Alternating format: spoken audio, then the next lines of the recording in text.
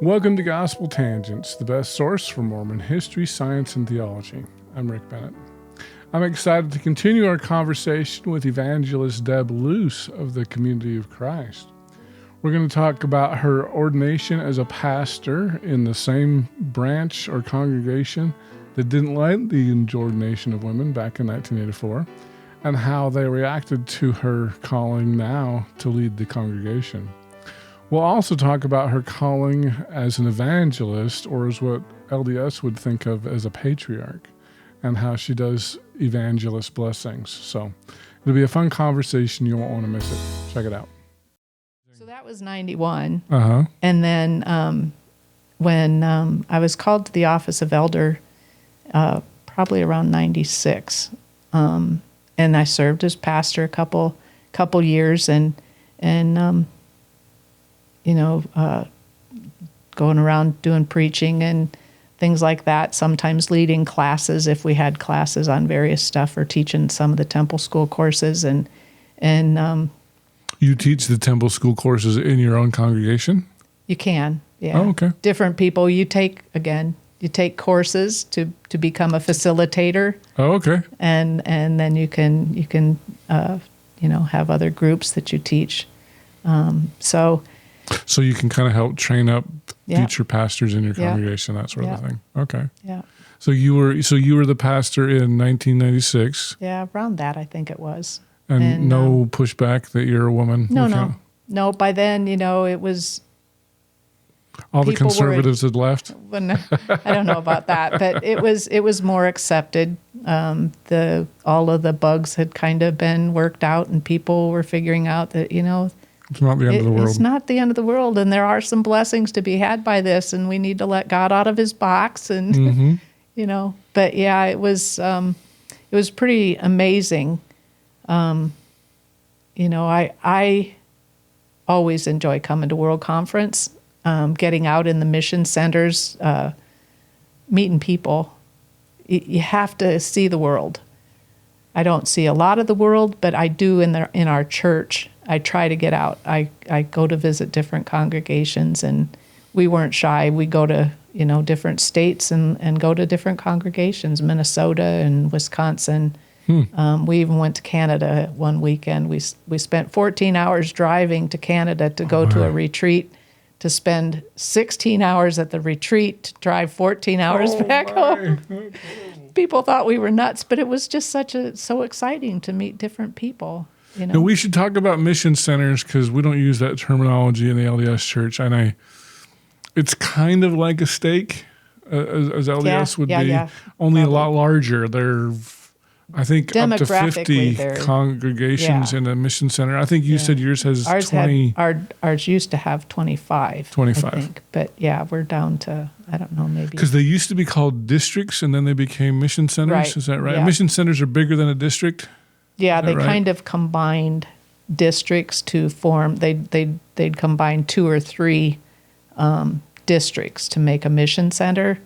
I think that logistically had to do with the mileage and just they were trying to consolidate maybe World Church appointees and stuff. I don't know exactly. And so why you would that have was. a mission center president, which would be kind of like a stake president, I guess. Yeah.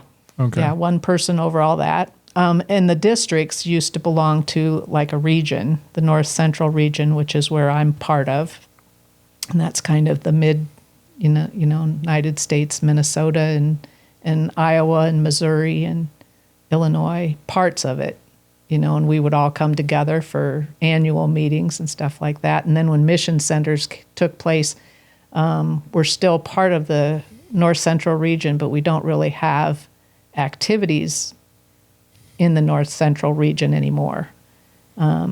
Now we just have mission center conferences, which is where our 19 or 20 congregations meet together to discuss business on that level. And then I'm not sure how a stake works. Congregations are independent, but they depend on the mission center, and we're part of the mission center. Congregations fund themselves, but part of the funding for the mission center comes from congregations, if that makes sense. Mm-hmm. And then How big are the congregations typically? Because I think they're probably a lot smaller than LDS congregations. they're considerably probably smaller. Yeah, they Like how small are the smallest and how big are the biggest, would you say?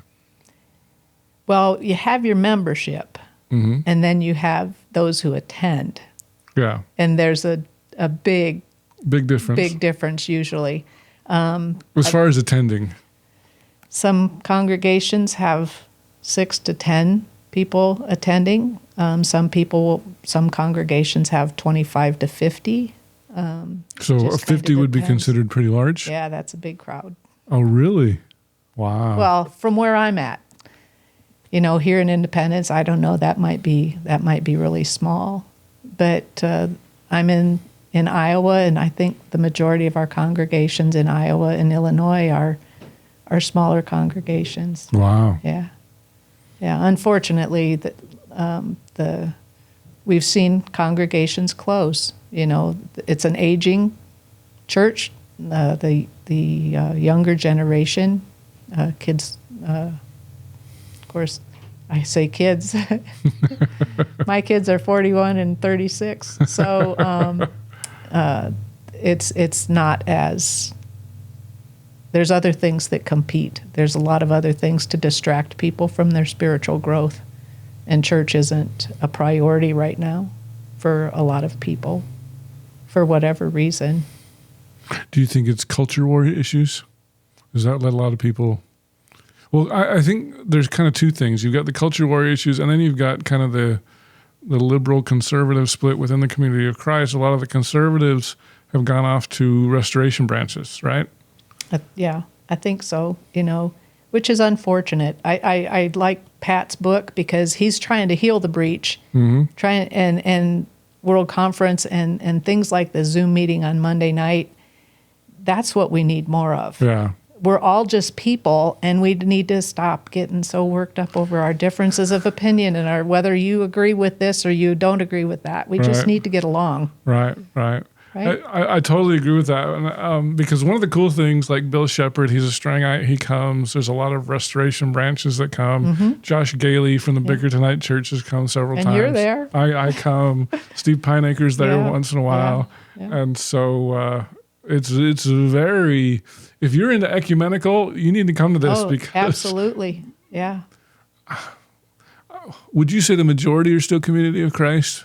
But it's probably like 50% Community of Christ, 50% everybody else. Yeah, probably. Yeah. Yeah. So Yeah. we even had a guy from Africa. It was like 2 a.m. in Africa, I think. Well, we have Elsie, or isn't it Elsie? What's his name? Espy. He comes from Belgium every week. Wow. Yeah, that's crazy. And he starts. It's 2:00 in the morning for him. Yeah. When we start at 8:00. Oh my goodness. That's dedication. It is. It's wonderful, and you get his perspective and stuff on things there. It's amazing. And I got to say, Monty, he's a crack up. Yeah, everybody just needs to turn in one Monday night to see Monty. He's our comedian. Monty's He's our pretty funny. comedian. Yeah, it's great. So, well, that's great. So you were a pastor from 96, it sounds like. You did that for a few years. Yeah. And then I had decided, or Roy and I were, active in our congregation. He had a semi-accident, and I honestly don't remember what year that took place. I want to say it was around 2000. My memory's not as good with some things, but he had a semi-accident, and Not an accident with a semi. yeah. Oh, really? Yeah, he was the semi-driver. Oh. And he was in Valparaiso, Indiana, and he had a load of paper rolls, these great big rolls that they make newspaper heavy. things, and they're like 6 or 8 feet tall. Wow. And they stand them on end in a semi-trailer. And they don't know whether two things happened. there was a tire that blew out and the load shifted, but they don't know if the tire blew out because the load shifted or vice versa. But either way, when it did, he was making a turn and it flipped him on the side onto the passenger side. So he was strapped into his seatbelt, but he's 6 hanging. or 8 feet, literally hanging. Yeah. And he wasn't a tiny guy. He was over a couple 100 pounds, and he's 6'3", so he's a big guy.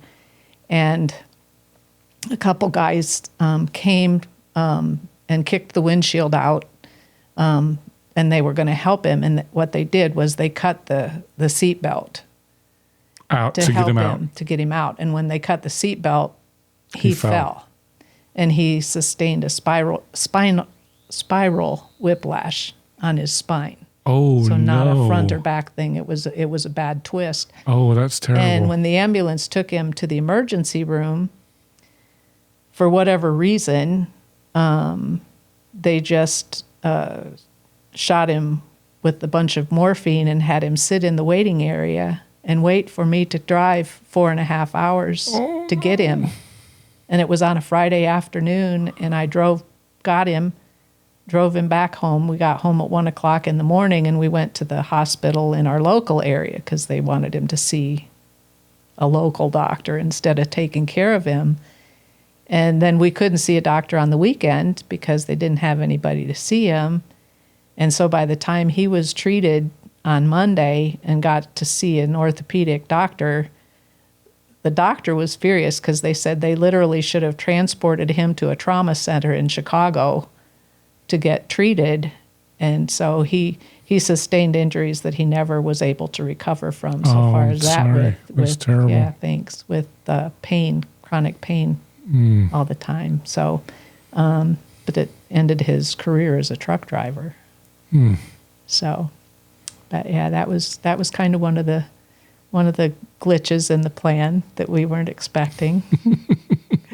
But the Lord works in funny ways. We didn't get a healing out of that one, but it's not to necessarily know why.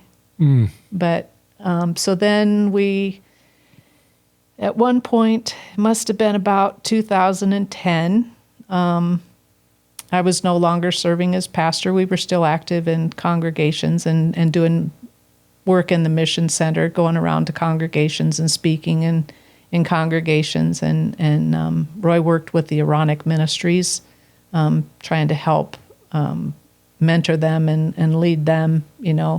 He taught classes for them. And then in about 2010, I think it was that, I was kind of searching, what is it, Lord, that you really want me to be doing? I feel kind of lost, and what is it I'm called to do? What's my purpose? What's my purpose? And so I started prayerfully seeking what it was that God wanted me to do.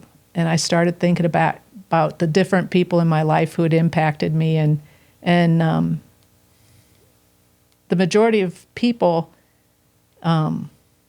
or several of the people that had really impacted my life were evangelists. And so I didn't say, God, I want to be an evangelist. I just prayed, Lord, let my ministry be as impactful as their ministry was on me. And so I prayed that, and I kept praying that and kept praying that. And then it was at a world conference that my mission center president said, I need to talk to you about something. And it's like, oh, I must have done something wrong. And so... You never liked that call from the stake president? No, what did I do now? And so... Or what do you want me to do now? Right. And so it was kind of funny because he said he wanted to get with me, sometime during conference. And it's like, okay, we'll do that. And I said, well, I sent him a text. And I said, well, I can get with you, now. I'm open, available now. And he had told me prior to conference. So I was open at this one point in time. So I texted him and I said, I'm available now if you have time to meet. and I'm wandering through the ramps of the auditorium here, and I run into him. And I thought, wow, okay, so he got my text. He says, well, do you have time to talk now? And I said, yeah. He says, well, let's go down. And we went to the chapel in the temple. And we went in, and he was talking to me. And I said something to him. I said, I'm glad you got my text. I said, because, now's a good time. And he says, I don't get text messages. I don't have text on my phone. Oh. I was like, whoa, okay. So it's like, okay, well, the Lord obviously wanted us to get together. So we sat down in the temple, and that's when he said that he'd received word from World Church that I had a calling to the office of evangelist. And you could have just knocked me over with a stick, because it was like, wasn't anticipating that it was coming. And so I was really excited. And so in 2011, I think it was, that I was ordained to the office of evangelist. Wow. Is that a lifetime calling? Unless the Lord calls me to something else, but okay. I think so, yeah. Okay. Yeah. So it's going to take me a lifetime to figure it all out, I think. So I have to tell you, I have a friend. He's a former stake president, and he was just called to be a patriarch, an evangelist. Yeah. And I went to lunch with him, and he's like, I'm scared to death. Yeah. What am I supposed to do? Like, I'm so scared. Yeah. It's so funny, because I look at him, and he's just such a great church member and everything, and so confident, and then he's just confiding in me, I don't know what I'm doing. I think there's a lot of us in that boat, honestly. So I'd like to talk a little bit about, patriarchal blessings, because that's what we say in my church. Do you just call them evangelist blessings? Now they are, yeah. Now they are. I think we were talking a little bit in the car, and I'd like to repeat that a little bit, but one of the big things in the LDS church, they'll give you a blessing about whatever they feel inspired to, but the big thing is what tribe you are from the tribe of Israel. Is that something you guys do in your church? I have been told that it is possible. I am not familiar with it. When I had my first blessing when I was 22, there was nothing said in that. So your first patriarchal blessing. Yeah. And was it called that back then too? Yes, it was a patriarchal. That was before women were ordained. Okay. So yeah, but so I don't know. I've heard people share their testimony, from back in the 50s and the 60s, that 1950s and 60s, mm-hmm. that when they had their blessing, they were told which tribe they were part of. But was it usually Ephraim or Manasseh? Because that's pretty much everybody in the LDS church. Yeah. Sorry, I don't know. You don't know? No. So, but I'm not familiar with it. I'm not aware of anybody close to me that, and in the blessings that I've offered, I've never felt the Lord saying it's not been something that I've included in my blessing, or the blessings that I offer. Because I don't know how everybody else does it. It's a unique ministry and it's a unique calling.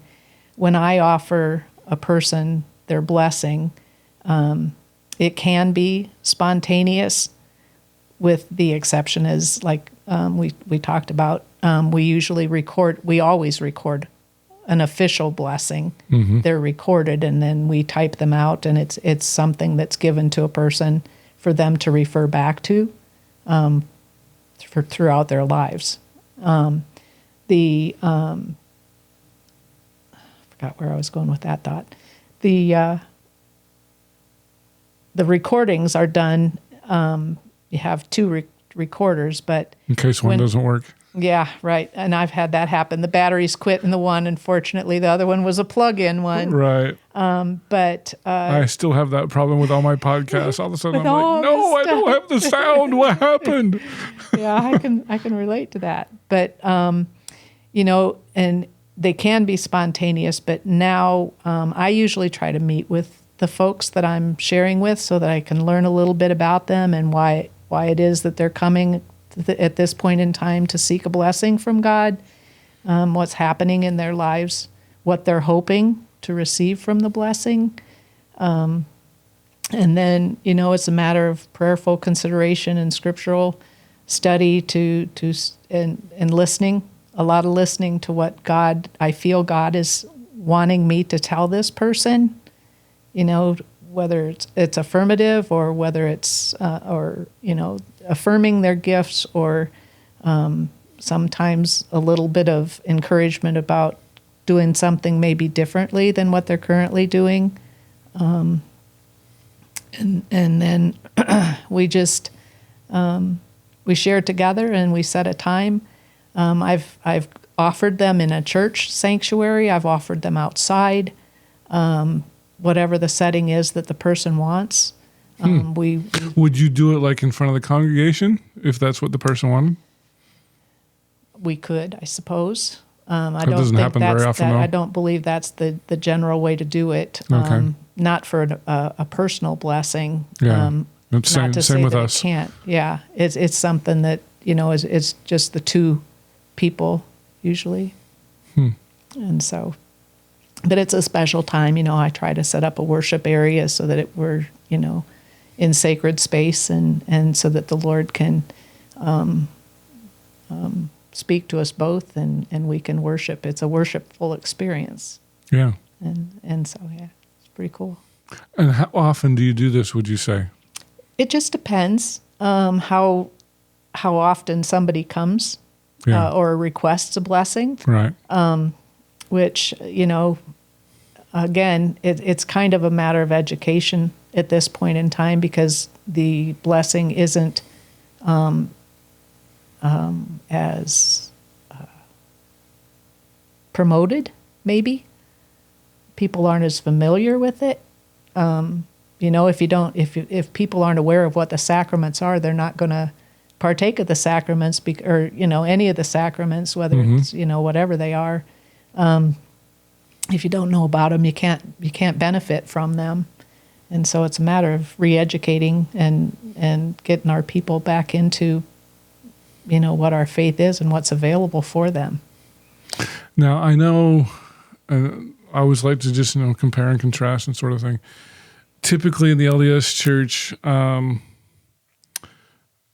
it's a common thing for teenagers to usually get them, but not always. My father-in-law didn't get his until after he was a bishop. He was a full-grown adult when he got his. But typically, it seems like teenagers, especially if you're going to, for young men, if they're going to go on a mission, that's a typical time. But it seems like you said, and usually I've heard of cases where people got more than one, but typically it's just one. But it sounds like you guys can do multiple evangelist blessings. Yeah, we have what they call continuing life blessings, and it kind of like you say, it comes at a time when major changes in your life, whether it's going off to college or whether it's finishing college and moving on or getting married or maybe getting divorced. All these big changes when you really feel that you need God's direction in your life. It's any time that somebody wants one, they just need to find, the evangelist to offer the blessing. Mm-hmm. And so I think we have 9 evangelists in the mission center where I reside. Oh, I was going to ask that. Yeah. That makes sense because your mission centers are so much bigger than our stakes, and plus more spread out too. Mm-hmm. How many states does your mission center cover? Okay, well, we actually only have congregations in Iowa and Illinois for our mission center. Oh. And it goes right down kind of towards the border. So we start like at Cedar Rapids in Waterloo, Iowa, which is central Iowa. And then we go as far east as Sterling, Illinois, Sterling Rock Falls. And then it goes south to Peoria and Nauvoo and Keokuk. So it's kind of like And that's that where I met circle. you the first time was in Keokuk. That's right. We went to dinner. We had Mexican. Yep, Yeah. yep. We have pictures from that. Yeah, with Paul and Rena and Yep. Steven. Yeah, Yeah, it I was drove fun. 4 hours to I get there because know. you guys moved the location. We thought we were helping you when we Yeah, weren't. and it wasn't. Yeah. So, But yeah, so in the LDS church, we usually have 1 or 2 patriarchs per stake. I know in my stake, the patriarch was getting ill, so they called a second. And well, and again, in for our church, you can have, some places might not have as many because it just depends on the calling. Like Right. if I were to move, from where I'm at now, wherever I go, I'm still going to be an evangelist. Okay. And I can still serve as an evangelist in that location. So some places may have only 1 or 2. And then again, we've been very fortunate with having the many that we do. Yeah. Are there other duties that you do as an evangelist? Are there duties? Yeah. Well, I know you said you speak in congregations. Is that part of your evangelist duties, or No, that's just part of the being a priesthood member. Oh, okay. There's some people don't feel gifted and don't feel comfortable, don't feel called to be speaking in congregations. I don't have a problem talking. So that's okay. So that's completely unrelated to your job as an evangelist, Right, but I try to be sensitive to the congregations when I go in, and if I see somebody, I have on a couple of occasions the Lord has kind of not really zapped me or hit me or anything like that, but it's just kind of like the gentle nudging that you need to talk to that person and see if they would be willing or if they're considering a blessing, and if you can be of help, to then support them either by finding another evangelist to offer it if they're not, for whatever reason they would like one but not necessarily want me to do it. It's not a competition, not that type of thing. Okay. Yeah, I'm also curious about LDS are very hierarchical. I mean, we progress from deacon to teacher to priest to elder to high priest, and then that's pretty much where it stops unless you want to become a stake. Yeah, I guess you don't get to want to unless you become a stake president or a 70 or an apostle. It's not very hierarchical in your church, it sounds like. What are the differences, I am curious, between an elder and a high priest, though, in your church? Because it sounds like the elders are the pastors typically. I think typically they are. I think the high priests have more of a higher administrative type responsibility with congregations and maybe are more involved in financial stuff. I'm not exactly sure. But I think our church likes to consider it more this way as opposed to that way. No, you're not vertical, you're horizontal. Yeah, that you lay the ladder on the side and everybody's equal. We're priesthood, and it takes all of the gifts of each of the individual offices to make the church run the way that God wants the church to run. Yeah, I think. Cool. I hope you enjoyed our conversation with Evangelist Deb Luce of the Community of Christ. In our next conversation, we're going to talk about the differences between LDS General Conference and Community of Christ World Conference. Well, one of the biggest differences, because LDS General Conferences is every April and October, so it's twice a year. When was the last time you guys had a World Conference? It wasn't... Well, they said 2019, I think, was 4 the last years ago. time. Yeah. But the last time I was here was 2011. So this isn't something you don't stream it, or do they? I guess they are streaming it now. They are streaming it. They are doing live stream services in some of the congregations. But they haven't done that in the past? Like back in 2019, they didn't stream? I don't think so. Okay. I don't think so. I know that most of our congregations didn't even have the ability they didn't wake up to it until COVID, Right. the pandemic, when we had no choice but to do it. Thanks for listening to Gospel Tangents. If you'd like to support me, please subscribe at gospeltangents.com or on patreon.com/gospeltangents, or you can watch entire videos at youtube.com/gospeltangents. I really can't do this without your support. I'd love to do it full time, and I need a lot more people that are willing to help me out. So I'd really appreciate that. So thanks again for listening, and don't forget to check out some of our other videos.